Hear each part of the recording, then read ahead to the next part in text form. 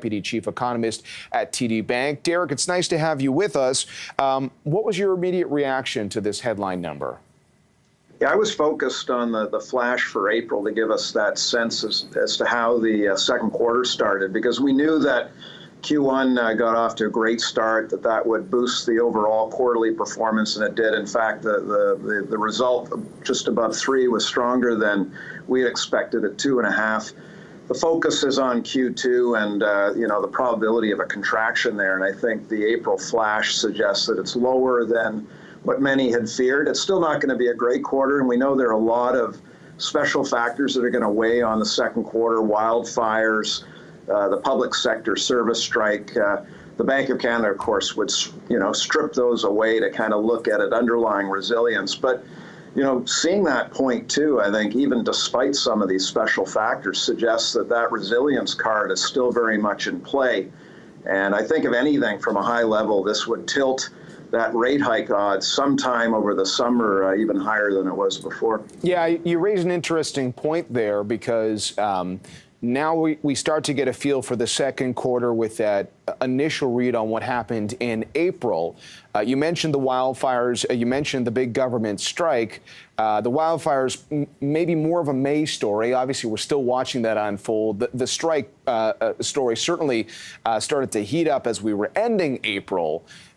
So, maybe it's more what happened in May. But if you started strong in April and you have to look through some of those considerations, to your last point, it sounds like you would not be surprised if the Bank of Canada decided to step off the sidelines and raise rates next month?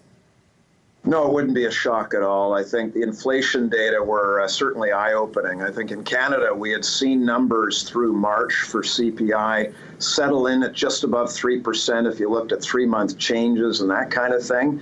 We were getting there, and then we had the step backwards in the month of in the month of April with the inflation data. So we're now looking at similar trends around 4%, which isn't far off what the U.S. is looking at. So that was certainly a big tick in the potential move off pause column.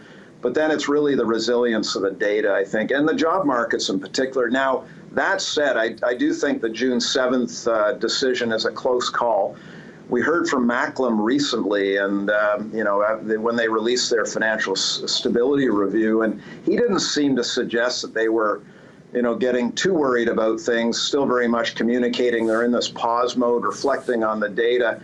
I think they might want another labor force data point, because until they see the job market cooling, I do think that the risk of rate hikes is quite high. I think well above 50-50. But we may get a pullback in the next monthly jobs data. They won't have that for June the 7th.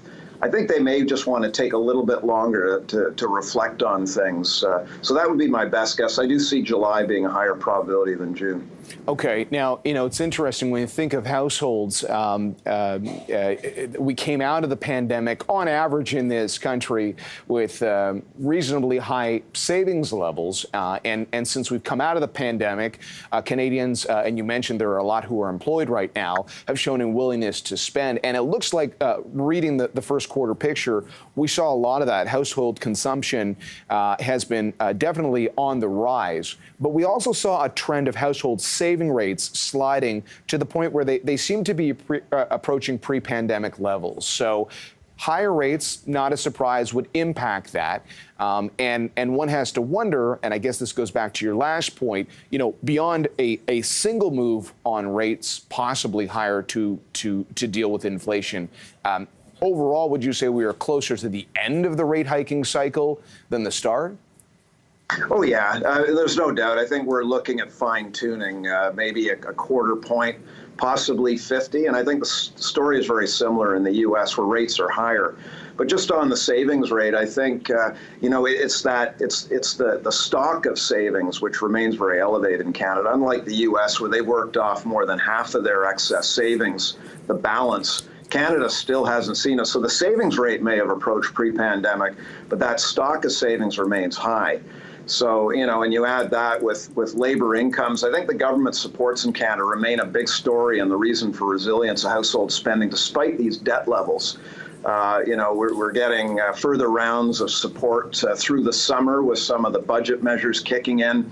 And this is all complicating the job of the Bank of Canada. So the overall household picture remains resilient. Again, we're worried about the debt levels, but that's still a medium-term risk. I think right now, the bank has to deal with some of these supportive factors that are driving spending and keeping inflation sticky. A real quick one, Derek, before we let you go, because this is one data point. In terms of growth and productivity in this country, there is a long-term challenge. And one of the differentiations for the Canadian economy is the fact that we are bringing a lot of new Canadians into the country, which has been a really encouraging thing for the economy. But it does complicate the story of productivity and the jobs market, does it not? It does, and this is a very key theme, I think, where economists are putting a lot more emphasis on the sheer numbers. I mean, we've had population growth approaching 3% year over year in Canada, and I don't see that diminishing. We may see a bit of a slowdown going forward. It's still historic, and what it's doing is distorting the growth numbers. We expect higher growth, absolute growth, but once you adjust for population, certainly underlying performance isn't as strong in per capita terms. And this is becoming more severe in the recent quarters. But the Bank of Canada has to respond to the absolute growth, the pressure on the job market and the like. So it complicates their job. But as economists, we're now focused on living standards and how to improve it. So this is going to be something we'll be talking a lot about in the coming quarters that we're putting more spotlight on.